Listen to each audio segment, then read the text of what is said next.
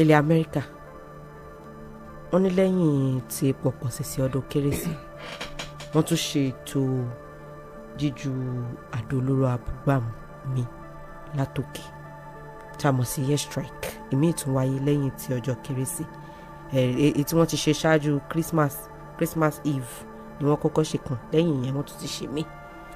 báyìí oríṣiríṣi ọ̀rọ̀ ló ń jáde lórí ìgbésẹ̀ yẹn. bẹ́ẹ̀ sì ni àwọn kan tún béèrè fún pé kí wọ́n náwó rẹ̀ kọ́mọ̀jì ó jẹ́ ẹkùn àríwá ìwọ̀ oòrùn nìkan because Sokoto ni ibi tí wọ́n ti lọ bá wọn. the first and the two. Sokoto ni. méjèèjì. bẹ́ẹ̀ ni ndòmẹ́wá ní kí wọ́n gbé wá sí north east náà most importantly Borno Sambisa forest àwọn bẹ̀rù kí wọ́n má gbàgbé èèyàn náà. wọ́n ní báyìí rìpọ́ọ̀tì jẹ́ ọmọ yìí pé àwọn terrorist tí wọ́n fi àwọn ibẹ̀ ń ṣe bùgbé wọ́n ti bẹ̀rẹ̀ sí ní wá ó làwọn ó ṣe ibo lọ́ fẹ́ lọ ibòmí ìwò náà fẹ́ gbà lọ ibẹ̀ wọn ò dẹrùn fún wọn mọ́ wọ́n ti bẹ̀rẹ̀ sí ní sá kàbàkàbà fún ẹ̀mí ara wọn lásìkò yìí bó la ṣe rìn ibo la fẹ́ tọ̀ báyìí ọ̀nà bo ní ká sá gbà ibo ní á sá lọ báyìí. Terrorists relocate after air strikes. Okay. But wọ́n sọ fún wa specifically ibi wọ́n ṣe ń wá ibi tí wọ́n relocate lọ wọ́n dẹ̀ sọ specifically ibi tí wọ́n lọ. mo mú un látọ̀rọ̀. wọ́n ní àwọn ikọ̀ agbébọn gbogbo tí wọ́n máa fi Sokoto ṣe bùgbé ní nǹkan kan àwọn agbègbè kan Benue ni wọ́n ti bẹ̀rẹ̀ sí ní sákè. mo mú un látọ̀rọ̀ Ndume nǹkan tí Ndume sọ I love it so much. ṣe ń gbẹ́ngbà tí wà láàrin bẹ̀rẹ̀ north east ló ti bẹ̀rẹ̀ especially Maiduguri. mo rántí pé time yẹn nígbà tí former president tó kú tán wọlé wọ́n ní kán relocate headquarter Nigeria Army lọ sí Maiduguri bó jẹ́ ṣe pé all the effort prove very abortive. so bí Ndume ṣe sọ yìí kó má ṣe pé north west nìkan ni wọ́n wò ibi tí wàhálà yẹn gangan ti bẹ̀rẹ̀ kó tó di pé ó wà lọ káàkiri which is Maiduguri kán kọ́kọ́ wo bẹ̀ lóòótọ́ kán yẹ̀ wò and mo like specific area tàtún dàkọ̀ especially Sambisa yẹn ó ti di axis of evil Ọlọ́run ló mọ iye ẹ̀mí àwọn èèyàn tó ti consume níbẹ̀ yẹn ṣe pé wọ́n jíyàn gbé ni wọ́n kó wọn lọ́nu forest ni o area bíi ti everybody fẹ́ mọ̀ náà ni pé Sambisa forest so èmi náà enjoy America kan fojú tó yẹ kan fi wo area yẹn ṣe rí Nàìjíríà kì í ṣe pé bóyá mo rí pé àwọn tó jẹ́ ọ̀tọ̀kọlú wa tí wọ́n dẹ̀ mọ̀ nǹkan tán ṣe láwùjọ wọ́n gan ti múra tán pé ká bọ́ nínú làásìgbò ti terrorism ètò àbára wa but àwọn kan wà tó ṣe pé ọ̀bàyéjẹ́ ni wọ́n fún àpẹẹrẹ ìgbà tí wọ́n strike nígbà tí Christmas Eve yẹn wọ́n ní àwọn people yẹn bí tán ti wá from Mali from Niger that is to say majority of them are not Nigerians lóòótọ́ ó lè tinú lé ní òsì lẹ́kùn fún títà but exodus wọ́n wá láti sub African countries ni wọ́n á fi pàdé sọ́dọ̀ wa pẹ̀lú nǹkan tí America dẹ̀ ṣe yẹn wọ́n ti disperse wọn disperse wọn táwọn sọ ní pé ibo la mọ̀ tán lọ báyìí so ojúlala kan fi ń sọrí ṣùgbọ́n lára bí tó yẹ ká mójútó túlẹ̀ òun lọ̀rọ̀ Sambisa yẹn and iṣẹ́ tí America wá ṣe bó ti ṣe pé àwọn kan sọ pé àwọn ò láìkí iṣẹ́ tí wọ́n wá ṣe but we can see the fake now nígbà tí èèyàn bá fẹ́ travel láti Ìbàdàn lọ sí Àbújá tẹ́rù ọmọ bàyàn yìí pé ẹ má jẹ rìnrìn alẹ́ ẹ má jẹ rìnrìn ọ̀sán ṣùgbọ́n mo mọ̀ pé pẹ̀lú bọ́n ṣe dismember gbogbo ibi tí wọ́n ti ń ṣe meeting yẹn sìn bó ti ṣe pé àti mọ̀ bí wọ́n lọ eléyìí ó dá wọn lọ́wọ́ kọ́ so èmi mo ṣe enjoy America kan ṣì ra keep surveillance wọn bẹ́ẹ̀ yẹn títí tàbí máa overcome terrorism.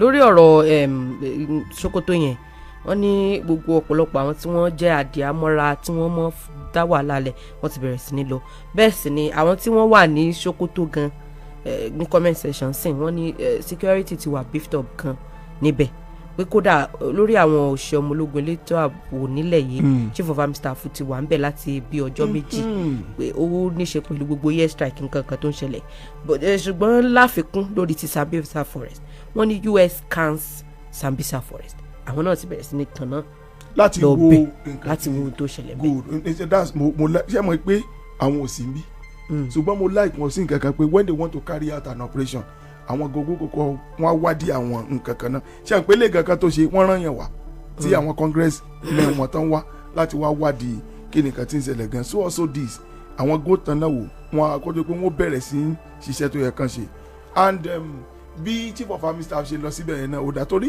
ẹ̀rù nǹkan kan bà mí nígbà tí àwọn tó wà ń bẹ̀ nǹkan tí wọ́n jẹ́ aráàlú kó má lọ jẹ́ reprisal attack ṣe pé inú lè bí àwọn pípọ̀ yẹn náà kan fẹ́ ṣe nǹkan ṣùgbọ́n pẹ̀lú bí wọ́n ṣe ọwọ́ tán gbé àti pé wọ́n mọ̀ pé wọ́n sì wà lọ́dọ̀ àwọn again pé in case àwọn fẹ́ ṣe anything wọn àti lọ ẹ understand mo like èmi mọ̀ pé tọ́wọ́ yìí ń bá ń lọ bó ṣe ń lọ yìí within the next couple of months a máa overcome terrorism ní Nàìjíríà ẹ mọ́ gbà pé ibì kan wọ́n ti lé wọn débẹ̀ yẹn Central Africa nígbà tí wọ́n ń fa wàhálà bẹ́ẹ̀ náà wọ́n lé wọn jáde you understand so eléyìí náà àwa náà ti gbé gbèsè tó yẹ ká gbé and I know that very very soon ọkàn wọn balẹ̀ Nàìjíríà. Okay, honourable speaker. ọ̀tá ẹni kì í pa ojú ọ̀yà kínú ẹni dùn téèyàn bá sì ń gbé láàrin àwọn tí ò ní tẹ́lọ́rùn bó bá ju ọ̀bẹ sókè nígbàgbà ibi pẹlẹbẹ náà ni ọmọ fi lélẹ̀ nígbà tí insecurity pọ̀ gbogbo ayé ló ń kígbe tẹ́ ẹ̀ bá lè dá ṣe ẹ wá ràn lọ́wọ́ lọ síbi tó yẹ kẹ́ ẹ wá ràn lọ́wọ́ lọ.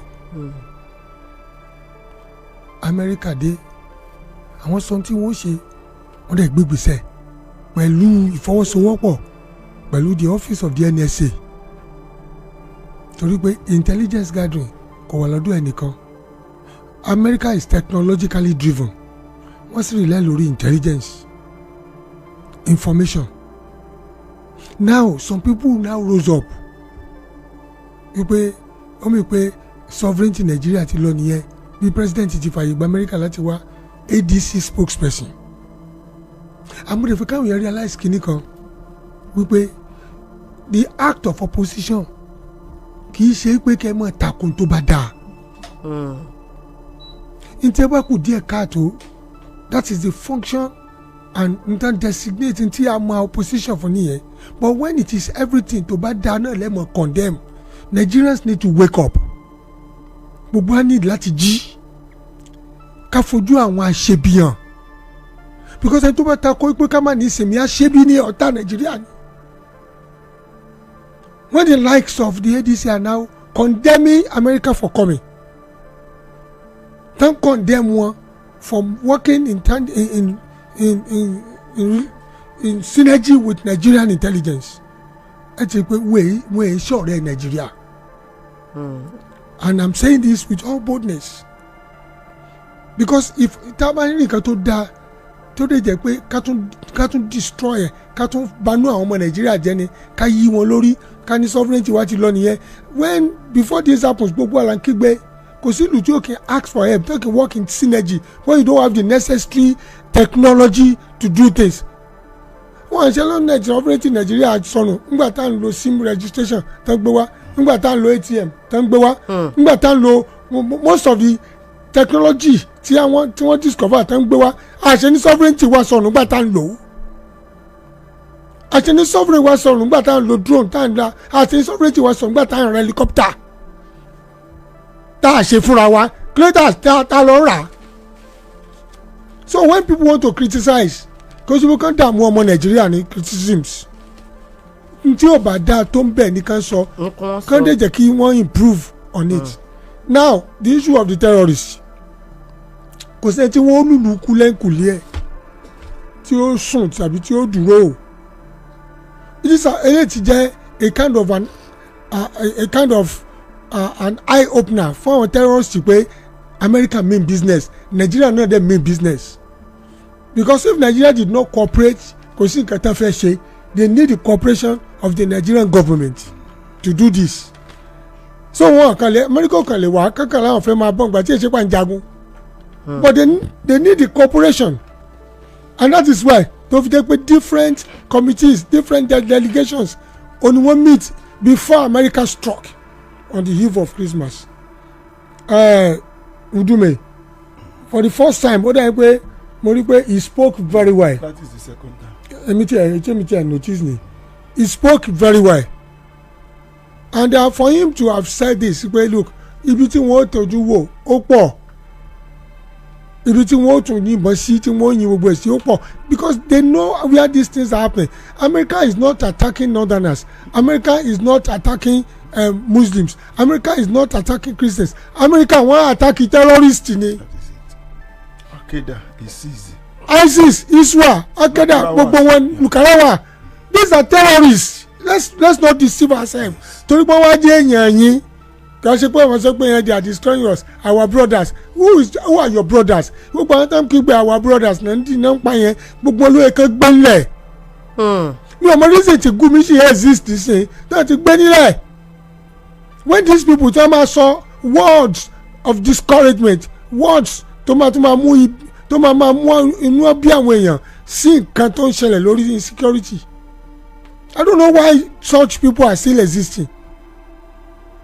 Wọ́n kàn ti palẹ̀ wọn mọ́lẹ̀. When you are now condemning, ibi tí o bá tún kù díẹ̀ káàtó lẹ́ point at ẹja tó ṣe lé ẹja ṣe lé bá ṣe lé báyìí yóò tún rí báyìí. That is secretary pẹ̀ ní kéèyàn jẹ́ kéèyàn wá patriotic nìyẹn. Most of these people are not patriotic. Wọ́n nífẹ̀ẹ́ orílẹ̀-èdè. And the way things are going, if you are not careful, wọ́n tún embolden àwọn terrorists ni. Because mo gbẹ́ pọ́n tún ti lọ kó àwọn kan ní ìsìn tán ṣe, we need to destroy them, annihilate them completely. Kakó wọn kó lẹ pátápátá. Pátápátá kó lẹ pátápátá. Gumi sọ̀rọ̀ kan, ọ̀rọ̀ tó sọ, ọ̀rọ̀ méjì, àkọ́kọ́ tó sọ, ó ní nǹkan tó ń fi against wípé kan fight àwọn people yẹn tó ń fi speak on their behalf wípé àwọn ọmọ yẹn ó lóun wò wọ́n ní wọn lọ́jọ́ ọ̀la ó ní whatever you tell them to do ẹni wọn lọ ṣe ó ní all sort of gbogbo nǹkan tí ó yẹ kéèyàn wọn fà sórí náà ń fà sórí pé so when you look at them ṣe pé they are ruffians ipe but òun wá ń wo ọ̀nà wo la fi lè tó wọn ṣe tí wọ́n fi fit into the society ìlòun fi I read it pé lòun fi ń kọ́ mi pé òun sọ fún gọ́ọ̀mẹ̀ pé òun mọ̀ wọ́n ju ìjọba lọ ọ̀rọ̀ ọbẹ̀ yẹn nu. Number 2 ó tún sọ̀rọ̀ kan ó ní pé kí President Bola Ahmed Tinubu kan sọ fún Amẹ́ríkà pé kan bóyá wọ́n rò bóyá sọ́ọ̀lì wa náà wà kan kúrò ní Nàìjíríà for now pé ká wá bẹ́kàn sí China,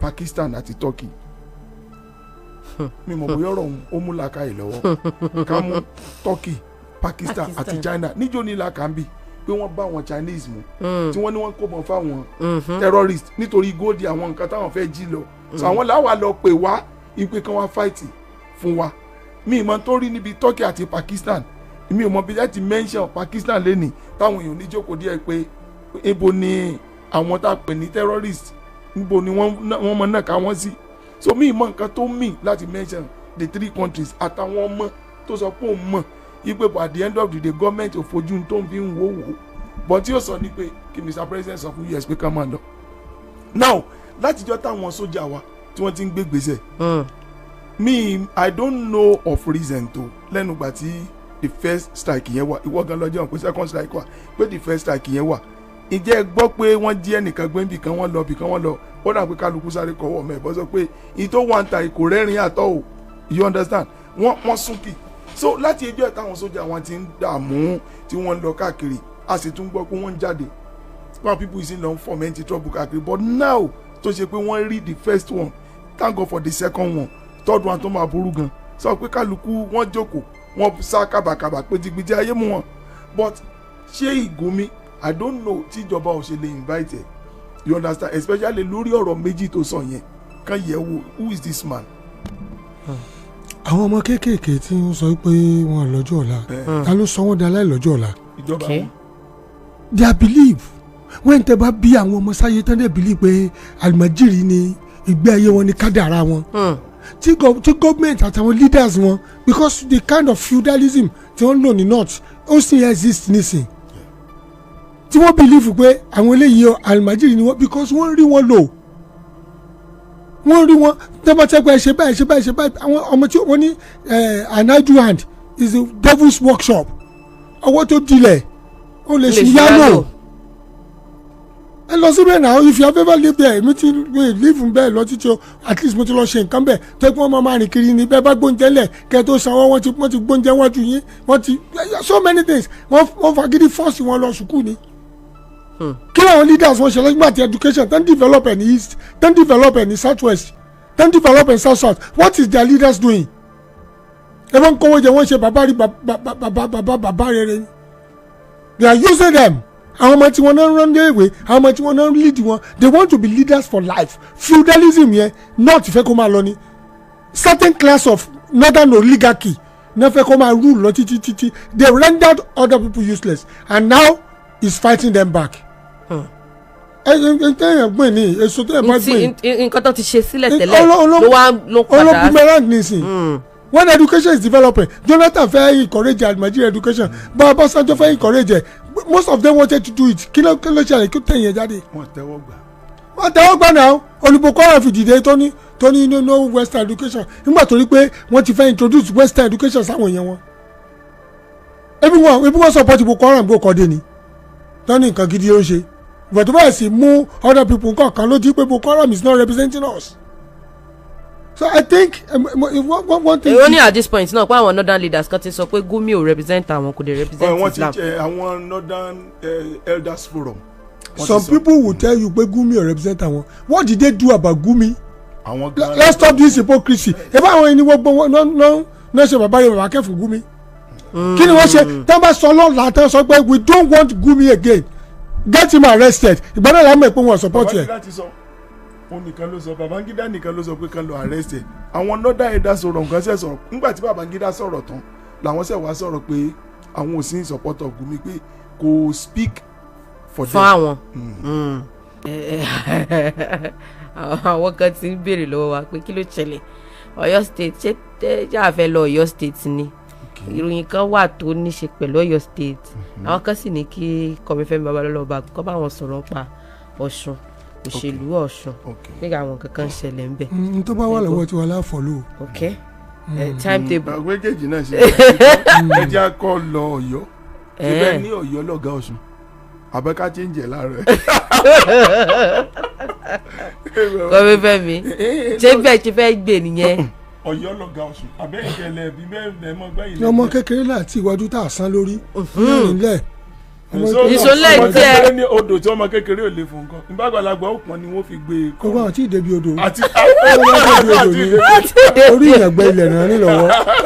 ilẹ̀ ẹlẹ́ la ṣe wa ilẹ̀ ẹlẹ́ eruku la ṣe wa. wọ́n mọ fọmọdé ní kí wọ́n látẹ̀yìn yóò mọ lọ́wọ́ jù bẹ́ẹ̀ láwọn mọ san lórúkọ. ṣùgbọ́n òkúta ò ní pọ̀ lójú ọ̀nà náà tókùtà bá pọ̀ ọmọ tí ò wọ sálúbàtà. a sì gbé gbọ́ bá débẹ̀. ìkọ̀kọ̀ lọ́rùn tí wọ́n san lẹ́nu. kì í sọ ọmọ tó dàgbà ní ti yín. so wọ́n ti dàgbà bá àti tó ti wọ eyín tó ti wọ eyín. ok ju gbogbo ẹ lọ àwọn fọ́nrán kan wà bí bí a ká kọ́kọ́ fi àwọn fọ́nrán yẹn wọlé náà kó tó di pa wà lọ kí ni pépà sọ kí làwọn tó tún jáde mọ́ ṣe pé àwọn tó ṣẹlẹ̀ interviews nǹkan kan náà ló dìròyìn. Bẹ́ẹ̀ni. ẹja gbé àwọn fọ́nrán yẹn gbogbo ẹ̀ lálò pátápátá ẹja gbọ́ tẹ̀léra wọn bó bá ṣe ń tẹ̀léra wọn.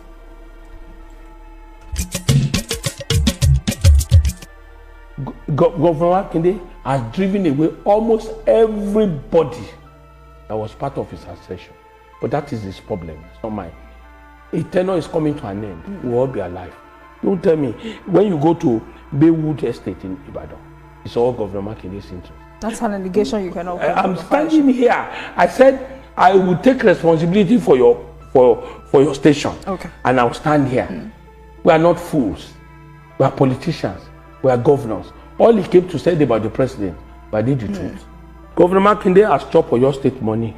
That's an allegation you cannot. Excuse me, I'm standing here. I don't. My name is Ayofayoshi. That's an allegation. I want to say this to you, and I want this to be. He forgets that when you are in government, a sitting governor, there is no governor, no president can walk through the offices of these governors and presidents without making mistakes. The people you had offended in the course of transactions will come up one day and tell stories about you.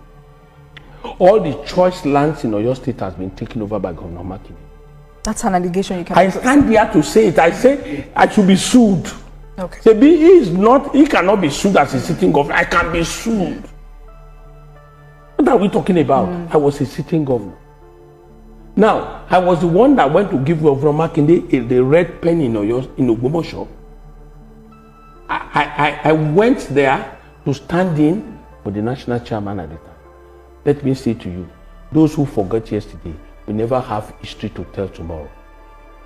Those who forget, Governor Makinde came to my house, my residence.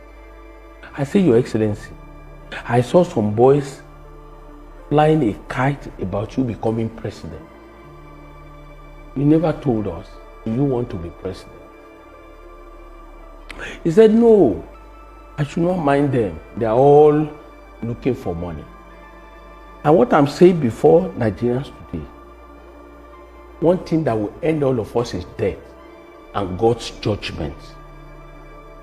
I come here to deceive Nigerians, let the judgment of God come upon.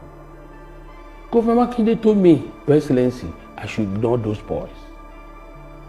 There is no reliable, meaningful Yoruba man that will be used to confront President Bola Ahmed Tinubu. Governor Makinde is not contesting to be president. He told me this. Let me equally tell you, with all respect, that he will never be used. And he gave me reasons why he will never try it. And I said, let us leave Governor Makinde. And I did that in the honor of Governor Makinde. So there was a perfect relationship between yourself and... So when did this relationship go south? And that was why I asked you, what has gone wrong? G5. What has gone wrong? It's only ambition. Nothing else. All right. Which is legitimate. You don't have to lie about it. If you want to be president, it's within your own purview to say, I will contest. Boy, all right. I beg of you. But what would Governor Makinde need to do? Or what does he need to I can't do advise for him. you to support his presidential ambition? Please. I'm a weakest person. I'm telling you, this is national television. Anywhere Wiki is where I am. I don't care. I mean, politicians change every day. Change is constant. Tomorrow, I've said this to you. I will never be a member of the APC. Right. And I've come publicly. Before you travel everywhere, your home state is number one. I am with Governor Yebanji. You understand? Take your party if you want to take your party. Where is the party even? I am with Asiwaju nationally, whether he has done anything for me or not. It's not about getting what you can get. So now. You accept that you're no longer a member of the PDP? PDP cannot work without us. You don't do anything.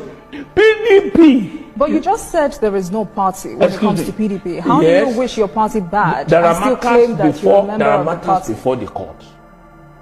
The Makinde faction has gone to do an illegal convention, which was not supervised or attended by INEC.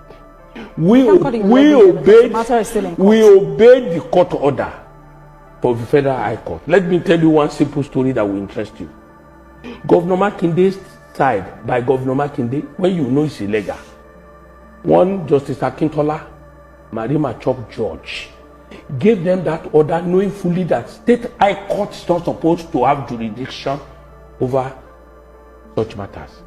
When he realized that he has goofed, and INEC came to the court and filed before him that we cannot obey your order, the man quickly struck out INEC. So on what substrate, on what grounds is he passing his judgment? Today he has not passed it. He only created a window for them to go and do the convention. Now they went to a Federal High Court. Federal High Court to come and validate them. The Federal High Court in your state was there before. You didn't go there because Makinde controls the court in the State High Court. Who is fooling who?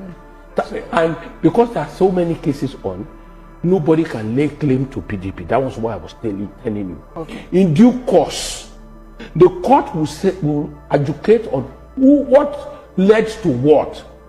When a court gives an order, whether a useless order, you are bound to wait.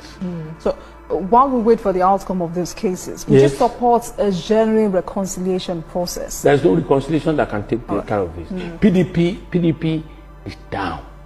The umbrella is no more there. That's the truth. Don't let us come and deceive anybody. How can PDP that used to control 28 governors now have 4 governors. The 4 governors, 2 of them are skeletal friends of Governor Makinde. All right. Did you see them on national television talking? I'm asking you a question. Which of the governors is, I don't want to mention their names. You said 4 governors. Apart from Governor Bala and Governor Makinde, which of the other governors are on the television talking about them? That's why you will know that, all right. There's nothing called a PDP under Makinde's watch. All right, Governor Fayose, sadly we're out of time, but...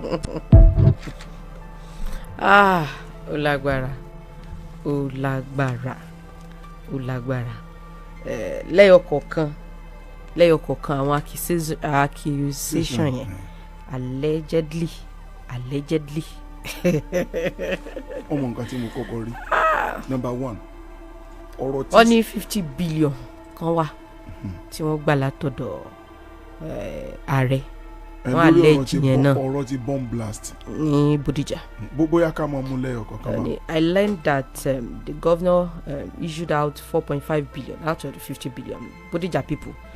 Ṣé àwọn Bodija àwọn èèyàn kan ti ń béèrè pé ẹ̀yin ará Bodija tí ẹ fẹ́ mọ ibi tí owó yín tó kù wọlé sí ibẹ̀ yẹn ó rújú ó dẹ̀ ní ọ̀pọ̀lọpọ̀ béèrè inú because ṣáà mọ̀ nínú pépà pé wọ́n tẹ́wọ́ gbowó àbí wọ́n tẹ́wọ́ gbowó àbí bóná ti gbowó ṣé president náà sọ fún wa pé àwọn gbowó fún wọn. That one is somehow but then ibi tó wó yẹn kí n lọ sí ibi tó wó lẹsí fẹ́ bẹ̀rẹ̀ ni. ẹni tó sọ̀rọ̀ yìí tó sọ̀rọ̀ pé wọ́n fún jẹ́ kó wà láìtì ẹ̀ka bẹ̀rẹ̀ sí mú lẹ́yìn ọ̀tọ̀ ni. lẹ́yìn àwa náà gbọ́. lẹ́yìn ya ní ti PDP lórí ọ̀rọ̀ wípé ó ṣe ẹgbẹ́ òṣèlú wọn ibi tí wọ́n bá ọ̀rọ̀ ẹgbẹ́ dé bí olẹ́gbẹ́ ṣe fẹ́ tẹ̀síwájú ṣẹ́gbẹ́ ilé ní tẹ̀síwájú báyìí ambition ló gbé wa débi tá a wà yìí o nǹkan kan báwọn ọ̀rọ̀ G5 bí G5 ṣe túká ambition náà ni ó tú G5 ká ó tún sọ pé fúnra gómìnà wa ni wọ́n sọ fún àwọn wípé àwọn ò ní interest nínú presidency láti lọ díje du ipò ààrẹ ìyún wà ń bẹ ó tún kù sáwọn ibì kan o. ibi déwù ilẹ̀ èmi máa ń rántí ilẹ̀ wọ́n allege pé the governor wọ́n ti ta ọ̀pọ̀lọpọ̀ lẹ̀ tán nǹkan kan báwọn wọ́n ti di ọmọ abúlé ṣòwò wọ́n ti wà allege pé ibì kan ọgbà kọ́lẹ́sì kan estate kan pé kọ́ bá lọ bẹ̀ pé kọ́ béèrè bó ṣe jẹ́ lọ́wọ́ gómìnà wa lórí ọ̀rọ̀ Baywood estate. Ó yá. Now ẹ jẹ́ kí n gbé láti bí ọ̀rọ̀ PDP àti G5. Now PDP àfitán bá tó ṣe nǹkan tí Sàràkí nìkan ṣe ipe kí gbogbo wọn kan come together kan ní kíátekà Fáyọ̀ṣe sọ nǹkan kan tó jà mí ó ní wọn lè run PDP outside àwọn àndó dẹ̀ mọ nǹkan tó ń sọ ṣe pé láàtọ́ nígbà tí Wike àti Fáyọ̀ṣe tán ra back off till today gbogbo nǹkan tán ṣe kò lójútùú ṣe rí i pé convention tán sọ gan convention yẹn ò nítumọ̀ ẹ wo bó ṣe sọ̀rọ̀ adájọ́ yẹn gbà tán lọ sí high court gbogbo pé INEC ò wá oríṣiríṣi even gan kíní kan wà tán tí Fáyọ̀ṣe rántí sọ statement fìntìrí nínú convention tó fi lóò gbà pé kán lé àwọn kan lọ tẹ́ bá so gbogbo kíní yẹn pọ̀ ẹ rí i pé ọ̀rọ̀ tí Sàràkí padà sọ tó bá lè tẹ̀lé PDP lè padà bọ̀ sípò but for now wọ́n ti wà ní disarray then wọ́n sọ̀rọ̀ lórí 50 billion nídìí kí president ọ̀sẹ̀ sọ fún wa pé tí mo kó jáde ni wọ́n lè pè ní classified information but àwọn ti tú jáde láti jẹ́ ká mọ̀ pé 50 billion naira kan wà tán kó fún wọn tó jówó àwọn Bódìjà estate but however ìyẹn mi ìbá wọn lè bá wọn kó pamọ́ ìyẹn àmọ́ báyẹn kó owó pamọ́ ipe ẹjẹ ń fún ní iye báyìí ká kó yòókù pamọ́ ṣùgbọ́n àìkànnà tán pé iye báyìí yẹn ọ̀rọ̀ yẹn ó lè dá nǹkan sílẹ̀ especially ṣe pé well informed society àwọn personality tó ń gbé bẹ́ẹ̀ níbi tí nǹkan ti ṣẹlẹ̀ ṣe pé wọn kì í ṣe ọmọdé wọn kàwé they are educated wọ́n dẹ̀ ní influence in Nigeria dáadáa so mo mọ̀ pé wọ́n ní pọ́kẹ́tì this so called 50 billion naira yìí tó ṣe pé 5.4 billion ló jáde láti bẹ̀. Number 3 ni pé mi ìmọ̀ bóyá Fáyọ̀ṣe ń gbé Ọ̀yọ́ state but wọ́n ní to me nínú ọ̀rọ̀ tán sọ wọ́n ní àwọn information kan pé wọ́n ń talẹ̀ àwọn náà jẹ́ ká mọ̀ yìí pé governor ló ń talẹ̀ ṣèpáwọ̀ ò mọ̀ a kàn mọ̀ yìí pé wọ́n irú bíi tanda kan Baywood gbogbo abẹ kọjá mo dẹ̀ rí i pé ní kiri níbi kò jìnnà síbi omi Ọ̀yọ́ state yẹn ṣùgbọ́n mi ò mọ̀ yí pé èmi kan tí mo máa ń rò tí bá ti kọjá láwọn ọbẹ̀ ni pé bóyá àwọn investors ṣe gẹ̀tẹ̀ àwọn estate valuers managers ni wọ́n náà ra lẹ́yìn tí wọ́n kàn ń kọ́ nǹkan tán kọ́ ṣùgbọ́n with what Fayose has said ó dà pé majority of the land tí wọ́n ń tà ń sìn àti pé governor ni wọ́n ń tà bóyá àwọn proceed yẹn ni wọ́n ń kó mọ́nu IGR tá IGR Ọ̀yọ́ state fi lọ sókè that we don't know àwọn àlàyé mi yes ṣe mọ àwọn àlàyé tó yẹ pé àwọn expect látẹnu adarí wa ni which is excellency wa governor Makinde ìyẹn bẹ́ẹ̀ yẹn. ẹdùn ẹkọ mi fẹ́ mi kẹ́ tó lọ jìnnà ṣé Fayose ṣe wọ́n wà credible enough láti lè mọ sọ orúkọ bẹ́ẹ̀ pẹ̀lú gọ́vnọ̀ wa ká dẹ̀ wá lè gbà tàbí ká. former governor ni he has a right to do that. that is it. so àmọ́ wò pé ṣé nìkan credible when information are discharged àwọn ni kí wọ́n sọ jáde. message náà là ń dín pẹ̀lú báyìí ṣẹ́gẹ́tẹ̀ not with the messenger now. former governor ni so wọ́n máa pàdé àlùdé ìjọba ṣíṣe ibi kankan wà tí Fayose sọ tẹ́bi kan wò pé à ń pọ̀nù okòdà à ń bẹ̀lẹ̀ tà sí ọ̀nà ẹnu lórí ọ̀rọ̀ presidency bàbá léegun lé bàbá ẹni òjò tí ò bá jó mọ́ wọn ìmúyàn sí bó jẹ́ ṣe pé rọ́ọ̀nì but it doesn't really matter wọ́n láwọn bí wọ́n pọ́n ṣe wọ́n dẹ̀ sọ pé boys kan náà jáde èmi náà dẹ̀ ti sọ̀rọ̀ yẹn ń bì rí èmi àti pásítọ̀ fẹ́ wojú ara wọn jọ ẹ̀ mo ní bàbá yìí ò tí ì sọ pé àwọn fẹ́ contest ní pásítọ̀ fi sọ pé ok wọn sọ pé àwọn jáde àwọn kan dẹ̀ jáde ṣé bí tó sọ ni pé ẹ̀yin pípù yìí o ẹ̀ mọ́ jáde ló kọ́ mi mọ́ no response from ìyẹn nìkan ó tán. kọ́mi fẹ́ mi kò tí ì tán. ṣe rí iṣu yìí ẹ jẹ́ ká wò with all sense of responsibility and look at how factual some of these things are. jẹ́ kí n kọ́ bẹ̀rẹ̀ kankan náà ilẹ̀ tó wà ní Agodi yẹn tí wọ́n náà fi ṣe estate yẹn kí ni ilẹ̀ yẹn wà fún? ilẹ̀ yẹn ó wà fún láti help the level and the magnitude of oxygen ètí yóò máa wọ àárín Ìbàdàn tí yóò jẹ́ kí livelihood wa kó better because it's government reserved area. àwọn igi tẹ́ gbìn bẹ́ẹ̀ má gbẹ́ igi tí kìlókún bẹ́ẹ̀ àwọn igi owó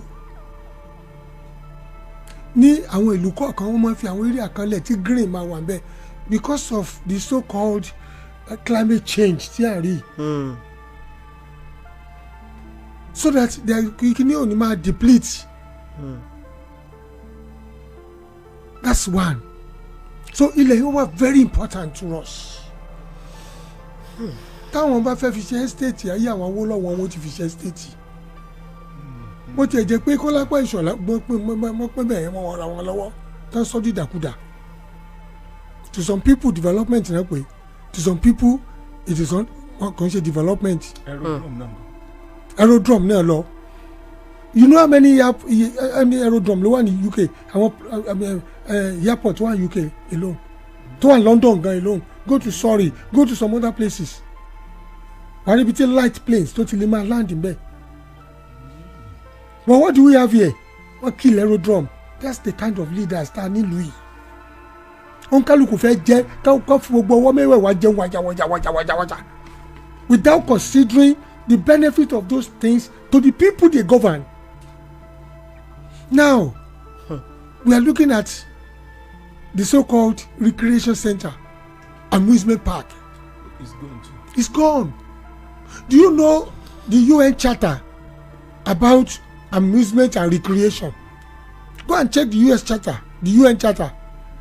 It's very important for people to amuse themselves, to recreate.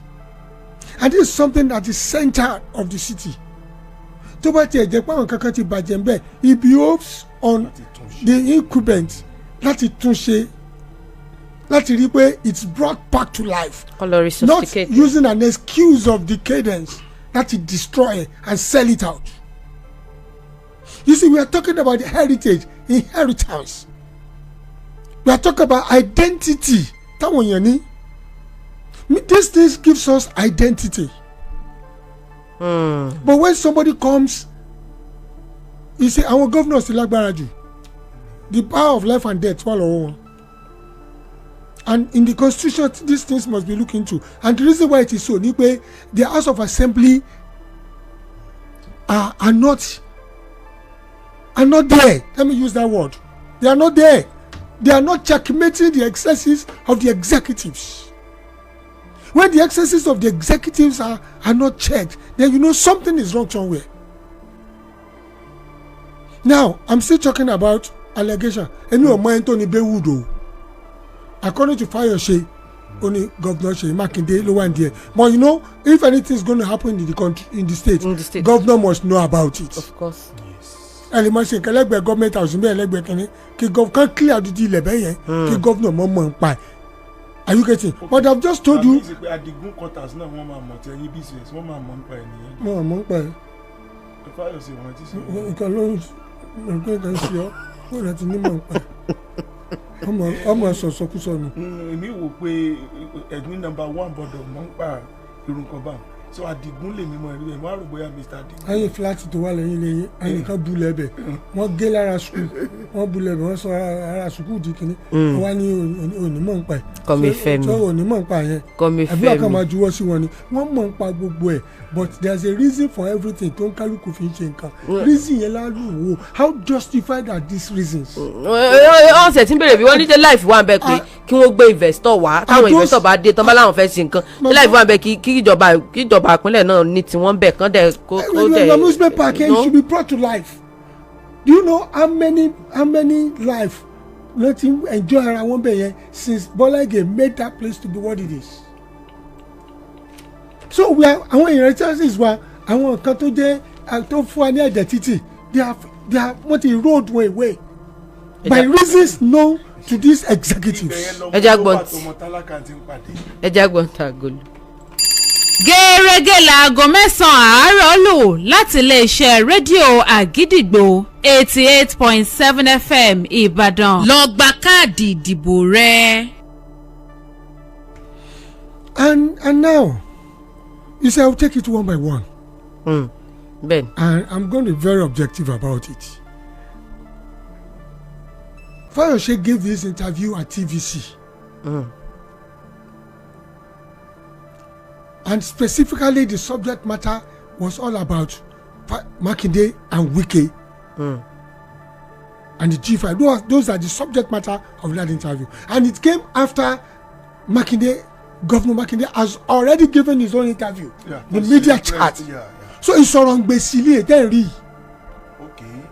Ìsọ̀rọ̀ ngbèsì reacting to what he said. ṣùgbọ́n ṣé wọ́n bá wọn wí nínú. Everybody has a spokesperson. I am weakest person. bẹ́ẹ̀ni wọ́n sọ bẹ́ẹ̀. So if he comes now and begin to speak on behalf of Wike, you know what he's talking about. Now let's talk about let's talk about the 50 billion. Okay. Ti Bodija. It was according to Fayose, Governor Makinde went to solicit for the 50 billion. I'm a gbọ́ okay. But ìgbà tí wọ́n report nítorí sọ ni pé Ọ̀yọ́ state mo ti rántí paper yẹn Ọ̀yọ́ state has earmarked 4.5 billion for Bodija victims. No, not federal government. So Ọ̀yọ́ state. Ọ̀yọ́ state 4.5 no 50 billion. I don't know whether it's 50 billion or not, but according to Fayose. Now, and the governor has never come out to say federal government kún wa lọ́wọ́ o. No one sọ. Iye báyìí náà fún wa. Ẹ jẹ́ sọ evil kan tó wà in administration for yín. One serious evil. When Buhari was there, wọ́n pe kí kan ní federal assisted buses. Wọ́n kó fún gbogbo state ìmí 50 ìmí 200 oríṣi buses náà kó fún wọn. But because the federal government was too quiet ọ̀pọ̀lọpọ̀ state yẹn wá kùn ní ọ̀dà state wọn. Wọ́n wá korúkọ state wọn sí. They did not give credit to the federal government. And the same thing is applicable now. Ṣé ó jọra wọn? Ṣé ó jọra wọn?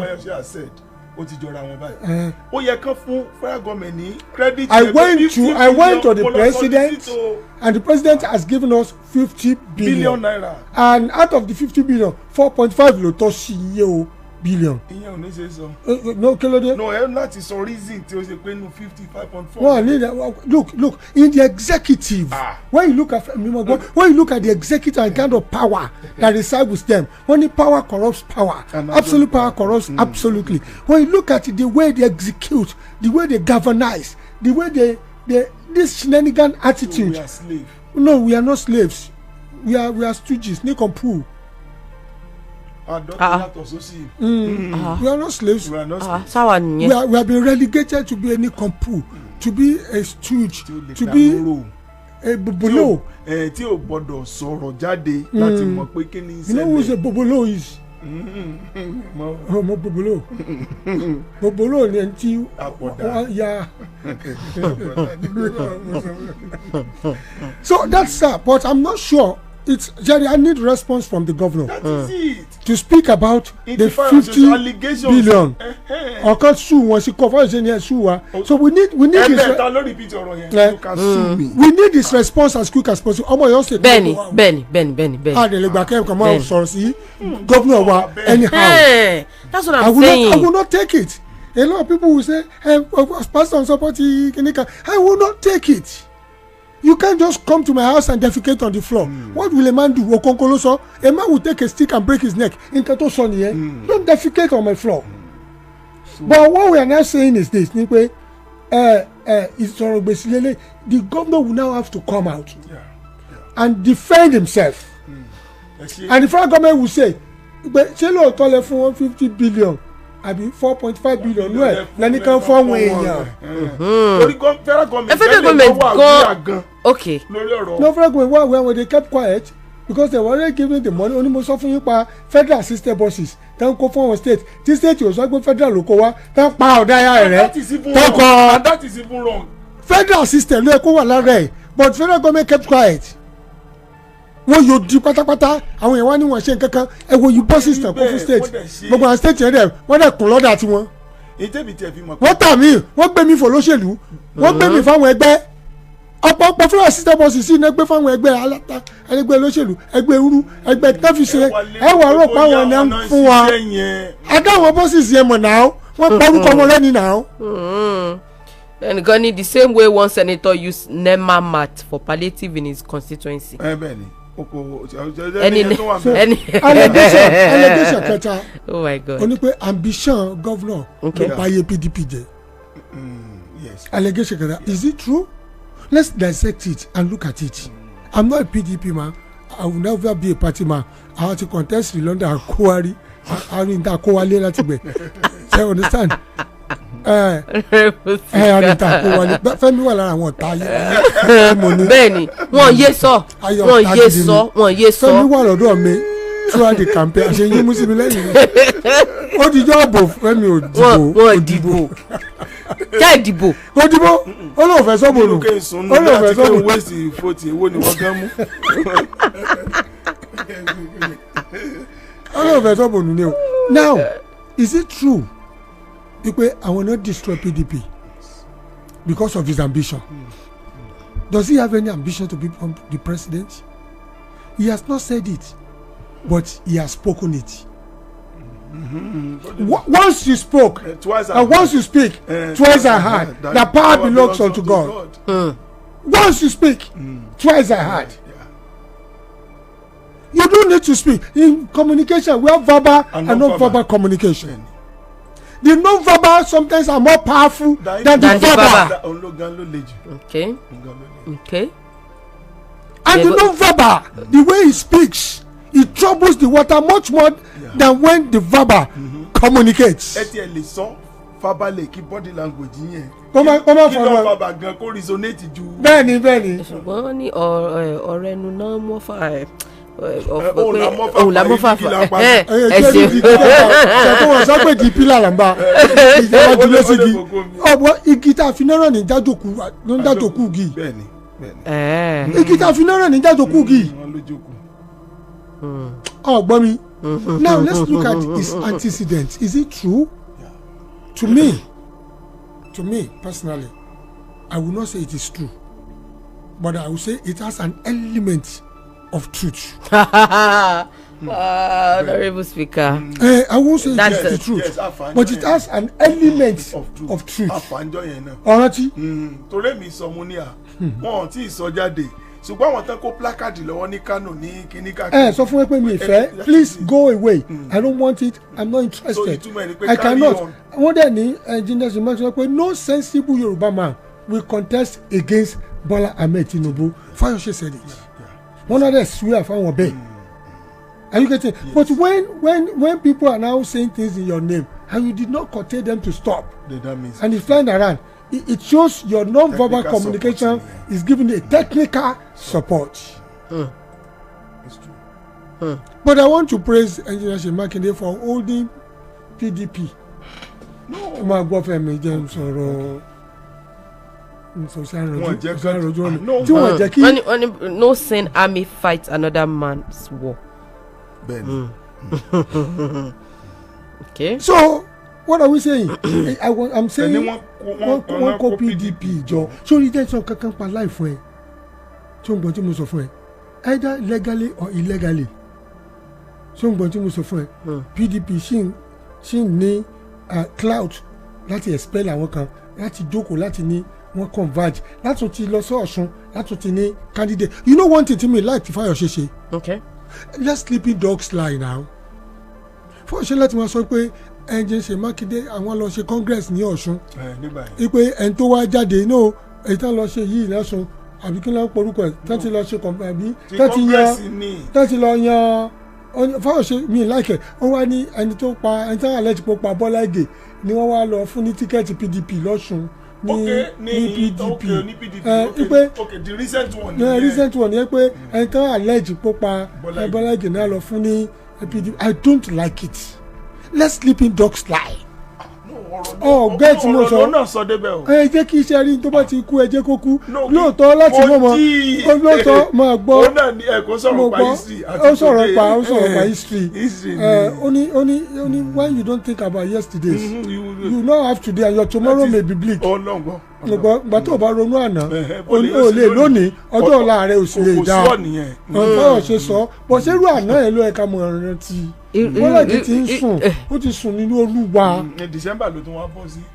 this time tó máa pa wọ́n ní. ṣe pé wọ́n pa wọ́n níbi towards the eve of the kini òun náà dẹ̀ grant interview in December náà gbogbo ẹ̀sìn. kò yẹ kó tu wáyé bẹ́ẹ̀ I don't like it. àbọ̀ wọ́n ti sọ eléyìí náà wọ́n ti sọ. allegedly náà wà ní ti. sóko. wọ́n ti ọmọ sọ̀kò tó lè tí mo ti sọ ètò ọwọ́ ìkan tí mo mú lọ́wọ́ iná yóò yìí sọ. allegation tó wà. December 23. ó dà eléyìí wọ́n máa ń ṣe allegation eléyìí reality ni o. torí wọn àlẹjẹ ni yẹn tó tọ ìpè kìnìún ẹni ẹ wá fún tíkẹ́ ṣé wọ́n fẹ́ kó wọlé ṣé àwọn ará Ọ̀ṣun sì tẹ́ gbarú èèyàn yẹn nígbà tí wọ́n àlẹjẹ nìkan pé ọmọ àwọn ọlọ́pàá ṣé àwọn ará Ọ̀ṣun ṣe báyìí ni. àti ìdọ̀sùn tó àti ìdọ̀sùn torí tí mo rò ní pé PDP gangan ò ní candidate. àìsàn kọ́mọ nǹkan. kọ́ INEC ti recognize it, that's the question. ṣé wọn ti mú yàn kan. ṣé ti mú yàn. ṣé faction PDP. ṣé PDP ò tí ì fà yàn lẹ̀. faction wọn fà yàn kalẹ̀. irú èèyàn wo náà fà kalẹ̀. Frayo. irú èèyàn wo náà pe Frayo. ọ̀nà sọ pé wọ́n àlẹ́jẹ̀ ń pa ọ̀rọ̀ ikú Bọ́lá Ìgè nígbà yẹn. wọ́n àlẹ́jẹ̀ ni o wọ́n prove ẹ o wọ́n ti dismiss was never proven. but wọ́n lè open anytime again o. Nàìjíríà ìgbàgbé nǹkan. ok ó lè ṣerú àkókò. but irú àkókò ìkọlẹ̀ kan máa sọ̀rọ̀ ọ̀rọ̀ yẹn. tẹ́lu tẹ́lu ilẹ̀ kó mọ jáde sí. táìmù tó rántí sí ni òun akálukú bá rántí sí. mi láìkẹ́. pásítọ̀ táìmù tó rántí sí ló sọ jáde yìí. mi láìkẹ́. níbi àti ó sì sọ kò sọ ní kọ̀rọ̀ orí national television ló ti rántí nínú àlàyé gan lọ̀rọ̀ yẹn ti wọlé. So adẹ̀tí lè sọ pé Dàmọ́lá Adédayọ̀ òun ni candidate because àmọ́ bóyá INEC tẹ́wọ́ gbà but for now wọ́n ṣàfẹ́ nìkan síbẹ̀ so until then. kí lẹ mí ìbáyìí pé for now wọ́n fẹ́ nìkan síbẹ̀. wọ́n fẹ́ nìkan síbẹ̀ ni INEC ni ó sọ ta ni candidate party ti fún wọn ṣùgbọ́n INEC ni ó yẹ̀ wọ́n kò ṣe gbogbo ẹni tán mú wáyé so wà within the profile kìíní. ṣé ìyẹn lè gbowó lọ́wọ́ federal government kó sì wà mọ́ ẹ sọ. Fayose sọ kan ó ní kò sẹ́ tó máa jẹ́ gọ́vnọ̀ tàbí president tàbí anything tó máa jáde bí akúṣẹ̀ ó ní wọ́n jáde gbé olówó ni wọ́n máa lówó sí ló wà nínú. ọsọmọràn sí i wọ́n máa lówó ni ṣé ká máa lò yẹbi irú tẹ́tí lówó náà ní ká gba 50 ká yọ 45.5 45.5 tó bá fún mi lówó tó fi rán mi sára lò. wọ́n àfi rán sára lò èmi olólọ bẹ̀bẹ̀ fún o. àmì ọ̀dà gẹ́tì ẹ̀dùn owó yẹn good ẹjọ́ ẹ ṣàánú mi o bọ́ǹbù ṣẹlẹ̀ o wọ́n wá kó 50 billion fún mi ṣe pé mi mo lọ bẹ̀bẹ̀ on behalf of my kini ṣé wọ́n ní kó sápò ni. ó mọ tó ṣẹlẹ̀ wọ́n ní kó lọ fi tọ́jú àwọn ará state yẹn. mo wá yọ ọ́ ń bẹ̀ mo fi tọ́jú wọn. wọ́n wá rí i pé owó yẹn pọ̀ wọ́n dẹ̀ lè lo ìmí fáwọn iṣẹ́ àkànṣe mi.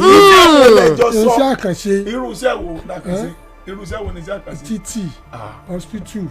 but kì í ṣe tẹ́ lọ bá federal government nìyẹn. education. so okay fine so ṣe but màá sọ fún yín pé 50 billion. ni wọ́n fún mi. ẹ̀dùn ọ̀nà kí ni túmọ̀ transparency. nǹkan tí bá ṣàlàyé nǹkan tí wọ́n fún mi tàbí nǹkan tí mo mọ̀ pé mo fẹ́ ṣe ẹ̀yin èèyàn mi nǹkan báyìí ni o owó yín tó ṣẹ́kù lélẹ́yìí o. kí ni túmọ̀ accountability. ohun ìgbà tí n bá ṣàlàyé gbogbo iṣẹ́ tí mo ṣe iṣẹ́ ìríjú mi ok iṣẹ́ ìríjú mi tí mo ṣe lélẹ́yìí o ibi tí mo bá lè dé tí mo bẹ́ lè dé ni iye tí mo ná ni iye tẹ́ fún mi ni o iye tí sẹ́ńjì yín ṣẹ́kù ni o. kí ni túmọ̀ truthfulness. ìgbà tí èèyàn lóòótọ́ nígbà tẹ́ ẹ ṣàlàyé lórí bẹ́ẹ̀ ṣe ń ṣèjọba faraàlú tẹ́ ẹ là mọ́lẹ̀ pé báyìí ní nǹkan o báyìí kàṣà báyìí káwòdì kì í ṣe pé mo báyìí kówó pamọ́ nígbà tí ẹ ṣe gbọ́n mi kan tí mo lówó kọ́ wọn ní àwọn tí ṣé mo ní ẹ bá ń fowó pamọ́ ẹ̀gbọ́n fún wa lówó oúnjẹ wọ́n wá ní pé wọ́n wá yọ fún mi ń bẹ̀ pé kí n à ń lọ primary. níbo ló fi àyàn ẹni tó lọ gbowó sí ṣé kò ní jẹ́ ń di pẹpẹ ni. ìbá lè yóò ṣe ń di pẹpẹ tí ò ní jẹ́ ń di pẹpẹ. ẹ̀yin náà lówó tí yín tẹ̀ ń gbà kí so wá aráàlú ẹ lè convert owó aráàlú to be your personal money you can convert gbogbo tí Fáyọ̀ṣe sọ. irọ́ ni mo agree until tí ẹ̀yẹ̀wò gómìnà sọ̀rọ̀ ṣe pé wọ́n sọ̀rọ̀ bàtà dín àkàrà ṣe wọ́n dín tiwọn. Fáyọ̀ṣe náà sọ ó ní Ọ̀yọ́ state ti di pé àwọn èèyàn dín àkà gómìnà náà ń dín tiẹ̀ àwọn àmì ètò láta jù lọ. ẹ kẹ́kọ̀ọ́ dání. no ẹ gbà ẹ gbà jẹ́ ń bẹ̀. ṣé pàtí wà dáa bọ́. no that's the meaning honestly. Fáyọ̀ṣe ò ṣe dáadáa. ó ṣe dáa díẹ̀ ó kàn Fáyọ̀ṣe ó kàn open kinní kan ó wá kù fún ọlọ́lá jùlọ lọ́dọ̀ tiwa the most excellency ṣe gẹ́tẹ̀ láti jẹ́ kán sọ̀rọ̀ jáde ipe situation ọ̀rọ̀ tí Fáyọ̀ṣe sọ ibi tó ti parọ́. ṣé Fáyọ̀ṣe wà obsessed pẹ̀lú Wike.